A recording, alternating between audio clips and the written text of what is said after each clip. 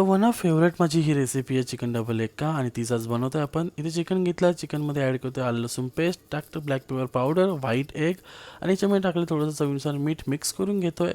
त्यानंतर टाकतो याच्यामध्ये काश्मीरी मिरची पावडर टाकली, थोडीशी धना पावडर टाकणार थोडीशी, आणि मिक्स करून घेते. मग थोडासा कलर ॲड केला, फूड कलर. त्यानंतर टाकले कॉर्नफ्लॉवर आणि मैदा एक चम्मच, प्रॉपर मिक्स करून आपण याच्यामध्ये थोडंसं पाणी ॲड केलं आहे, आणि आपण याला मॅरिनेशन झाल्यानंतर फ्राय करून घेतो. डीप फ्राय करून घ्यायचं आहे.